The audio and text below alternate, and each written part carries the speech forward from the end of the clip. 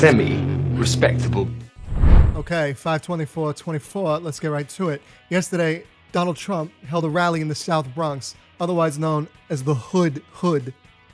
He has came to Morrisania, South Bronx, the Hood. So I respect that. Liberals like AOC, who claims to represent districts like this, wanted him to tank and said he would do badly because he's not welcome.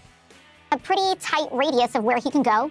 New York City's blue, Brooklyn is blue, Queens is blue, the Bronx is blue, and he's got nowhere to go. And so he's decided to come to the South Bronx. He's broke. He needs to pay these legal funds, and busing people in order to get those donations so that he can funnel them to his legal fees is kind of his business right now. Has anyone else noticed that Little Miss Democrat Socialist sure is dressing and playing the part of the establishment vulture lately? Anyway, just like all other things, AOC was of course wrong. Trump got a very friendly crowd and called it a love fest. A love fest! Trump is currently ascending into full Maximus level with each passing day. Single column.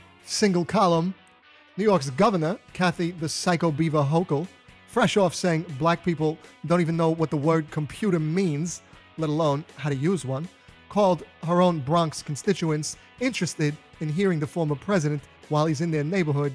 She called them clowns and declared Biden will win New York easily. To be the ringleader of and invite all his clowns to a place like the Bronx, New York will never, ever support Donald Trump. So go ahead, spend all your time you want in New York because we'll be with Joe Biden, and Joe Biden's out there winning over the rest of the battleground states. Psycho Beaver, far better. New Yorkers are running away. Meanwhile, on the same day, not to be outdone, Joe Biden, the current president, they say, whom the media describes as vigorous and hardworking, said this. After I signed the PAC Act into law, I handed the pen that I signed it with as addition of the person most responsible for the legislation.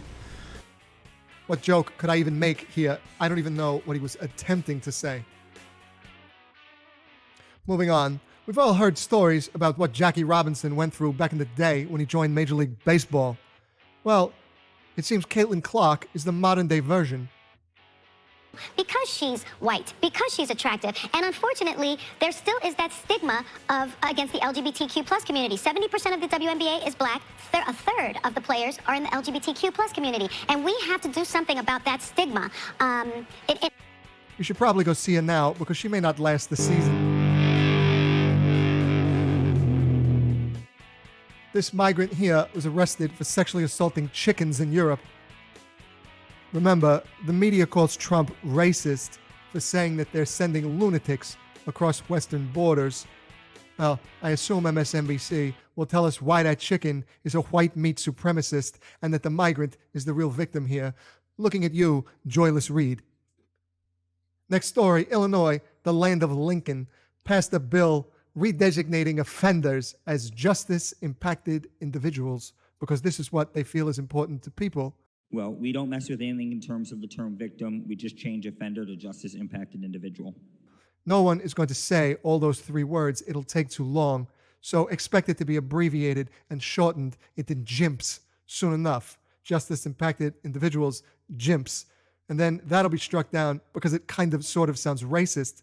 And the one word that became three words will then become 5 words. Something like fluke encountered law observant noble.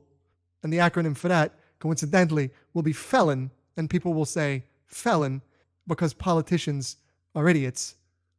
A viral video going around seems to show 2024's version of 1985 Madonna, were she a Palestinian protester, climbing into a man's truck and refusing to get out as the two argue on the street. It's free Palestine. Free Palestine. Free Palestine. Just trying to do my job, homeless drug addict. Free Palestine! I said! Free Palestine! Get the fuck out of my truck. All right, that's it. Stay sane. I'll see you tomorrow.